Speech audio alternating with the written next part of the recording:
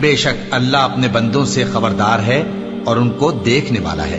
پھر ہم نے ان لوگوں کو کتاب کا وارث ٹھہرایا جن کو اپنے بندوں میں سے برگزیدہ کیا، تو کچھ تو ان میں سے اپنے آپ پر ظلم کرتے ہیں اور کچھ میانہ رو ہیں اور کچھ اللہ کے حکم سے نیکیوں میں آگے نکل جانے والے ہیں۔ یہی بڑا فضل ہے۔ ان لوگوں کے لیے ہمیشہ رہنے والی جنتیں ہیں جن میں وہ داخل ہوں گے، وہاں ان کو سونے کے کنگن اور موتی پہنائے جائیں گے اور ان کی پوشاک ریشمی ہوگی۔ وہ کہیں گے کہ اللہ کا شکر ہے جس نے ہم سے رنج و غم دور کیا، بے شک ہمارا پروردگار بخشنے والا ہے، قدردان ہے۔ جس نے ہم کو اپنے فضل سے ہمیشہ کے رہنے کے گھر میں اتارا، یہاں نہ تو ہم کو کوئی تکلیف پہنچے گی اور نہ تکان ہی ہوگی۔ اور جن لوگوں نے کفر کیا ان کے لیے دوزخ کی آگ ہے، نہ انہیں موت ہی آئے گی کہ مر جائیں اور نہ دوزخ کا عذاب ہی ان سے ہلکا کیا جائے گا۔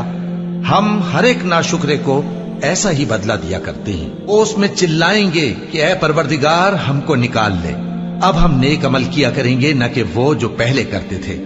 کیا ہم نے تم کو اتنی عمر نہیں دی تھی کہ اس میں جو سوچنا چاہتا سوچ لیتا، اور تمہارے پاس ڈرانے والا بھی آیا تھا، تو اب مزے چکھو، ظالموں کا کوئی مددگار نہیں۔